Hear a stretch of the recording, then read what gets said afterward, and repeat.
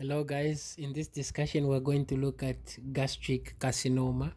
So, I've decided to do a presentation on gastric carcinoma because our previous two discussions were looking at gastritis and peptic ulcer disease, and in one of these conditions, or both of these conditions actually, we've mentioned gastric carcinoma as one of the complications that would come in.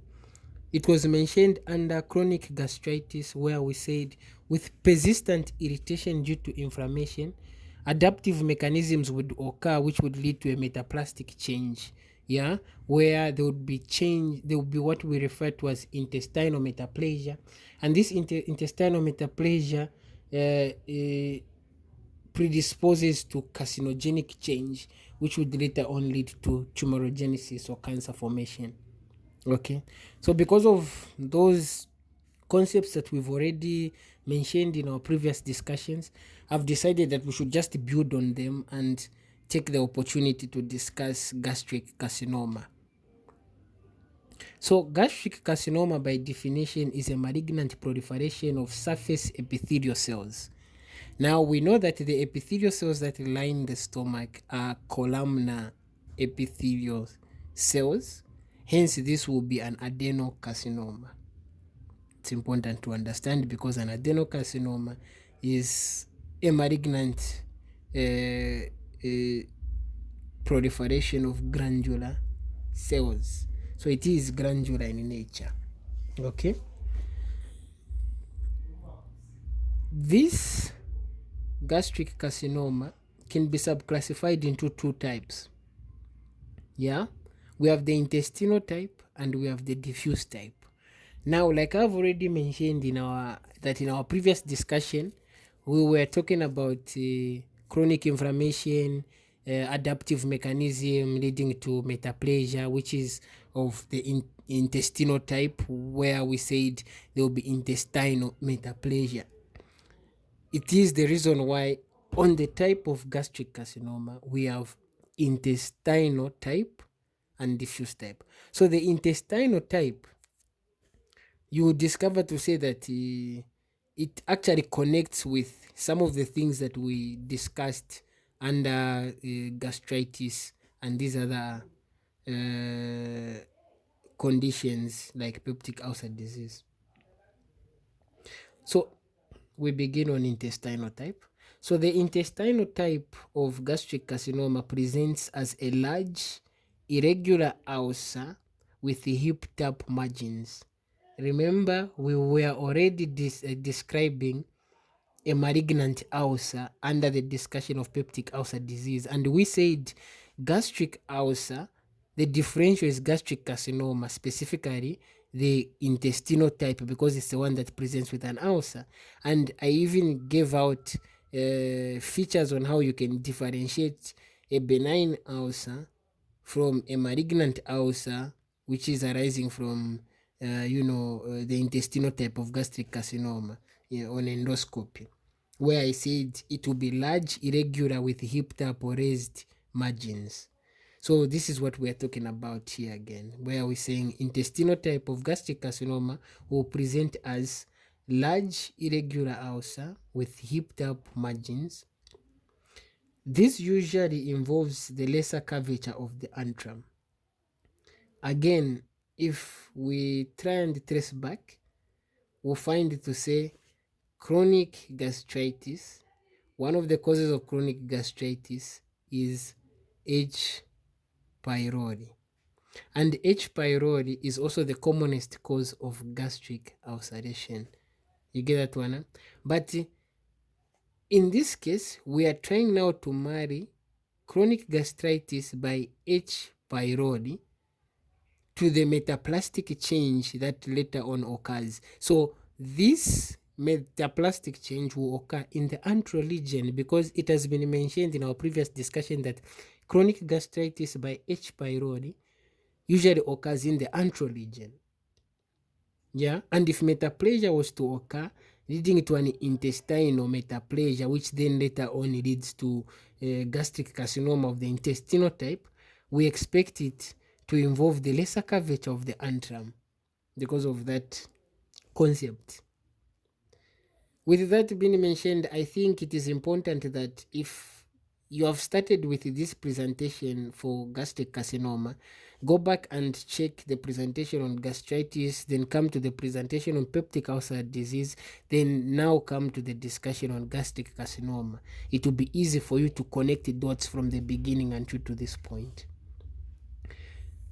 When we move on to the risk factors of intestinal type of gastric carcinoma includes things such as intestinal metaplasia, nitrosamine, which is a chemical found in even in smoked foods, and people with blood group type A.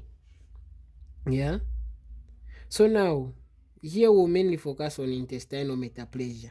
Remember again, as it has already been mentioned, to say chronic inflammation leads to adaptive mechanisms, which one of them is metaplasia.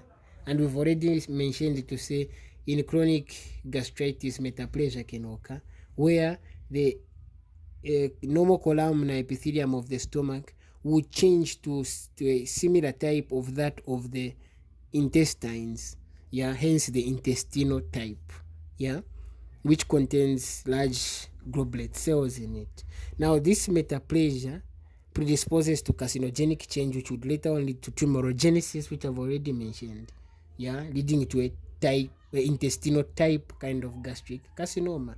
So meaning intestinal metaplasia is of course a risk factor for the intestinal type of gastric carcinoma. And what would cause this intestinal metaplasia? We've already mentioned chronic things that would cause chronic gastritis, meaning autoimmune gastritis would lead to intestinal metaplasia.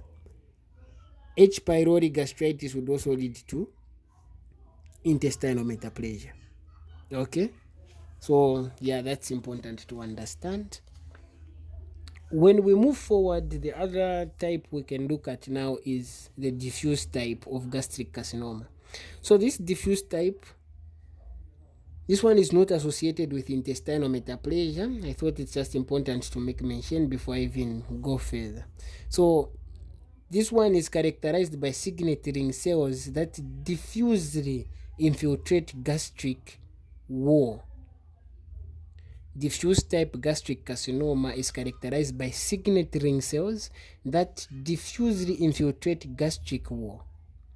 The signet cells which are being talked about here, basically a signet cell refers to a cell with a nucleus that is pushed to the peripheral side, yeah, by the mucus, yeah, due to the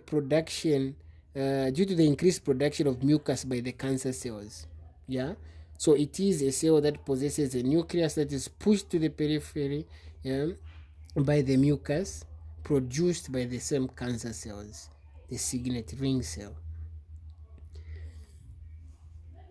The diffuse infiltration of the gastric wall would later on lead to what is referred to as desmoplasia, which is a reactive response of stromal cells. Okay, so it is a reactive response of the stroma, which basically just comprises of fibrous tissue and blood vessels, and this results into thickening of the stomach wall, and this is referred to as rhinitis plastica.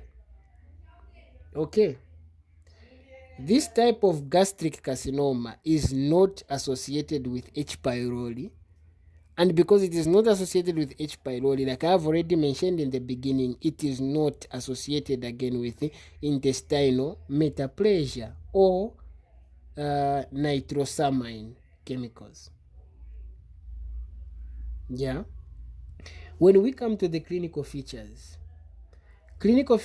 of gastric carcinoma would basically be abdominal pain. There would be weight loss, which is common in carcinomas. There would be weight loss, anemia, early satiety as one of the presenting features. Even hematemesis would be one of the presenting features that would be there. There would be hematemesis in cases of active hemorrhage, or someone could present with the melena, yeah, due to that chronic bleeding that might be taking place there. Yeah. The next thing that I would like us to talk about is the spread to the lymph node. So when there is spread to the lymph nodes in gastric carcinomas, it is important to understand that it usually involves the left supraclavicular node, which is referred to as the vitreous node. So in cases of spread, there would be enlargement of the left supraclavicular node, which is referred to as the vitreous node. This is an important point to make mention, because oftentimes it likes,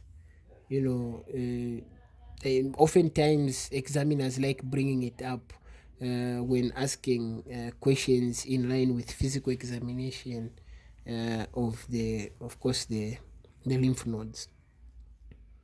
So yeah, basically that's it when it comes to spread that involves the lymph nodes. Then when we come to the aspect where we talk of distance metastasis, it is important to understand that distance metastasis usually involves the liver. Other sites that could be involved, areas such as the periumbilical region. This spread is usually commonly associated with the intestinal type. The other area where distance metastasis can occur, apart from the commonest site being the liver, is the ovaries. So there could be bilateral metastasis to the ovaries, which is referred to as a Krukenberg tumor. Yeah, a Krukenberg tumor. Okay, so basically that's it. That was gastric carcinoma. And before I conclude, let me just quickly do a recap. Yeah, so we've said that gastric carcinoma is a malignant proliferation of surface epithelial cells, and that it is subclassified into two types. We have the intestinal type and we have the diffuse type, where our basic understanding has been that the intestinal type is associated with metaplasia due to chronic irritation. And this chronic irritation can be due to chronic gastritis, which leads to intestinal metaplasia, then later on carcinogenic change and tumorigenesis. Okay? And we've said the intestinal type usually presents with a large irregular ulcer with a hip-top margin or raised margins. Because, again, we highlighted to say the intestinal type is the one that usually presents with ulceration. And we've said risk factors involve intestinal metaplasia and things that cause intestinal metaplasia, of course, which can either be autoimmune or H. pylori gastritis. Yeah. And other things such as nitrosamine. This usually occurs in the less curvature of the antrum, because chronic gastritis with H. pylori usually involves the antral region, which also helps us to connect in this manner. On the diffuse type, we've said this involves signet ring cells that diffusely infiltrate the gastric wall, and the infiltration of the gastric wall later on leads to a reactive response. Yeah, there will be this immune reactive response to that infiltration of the gastric wall, which of which this reactive response involves the stroma. Yeah, and it is comprised of a fibrous tissue and blood vessels. Then this later on leads to thickening of the stomach wall and a state referred to as rhinitis plastica.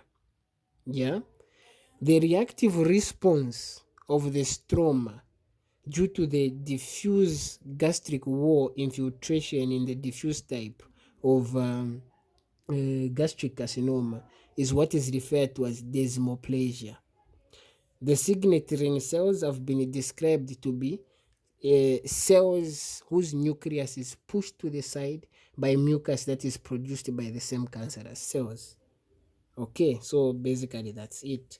Clinical features include abdominal pain, weight loss, anemia, erysipelas. Spread to the lymph node usually involves the left supraclavicular node, which is also referred to as the vitreous node, and distance metastasis commonly involves the liver. Okay guys, so that was the discussion on gastric carcinoma. I hope you find this useful, or perhaps and most importantly, hope this helps you to have an easy understanding of gastric carcinoma. Thank you for your time. Stay blessed.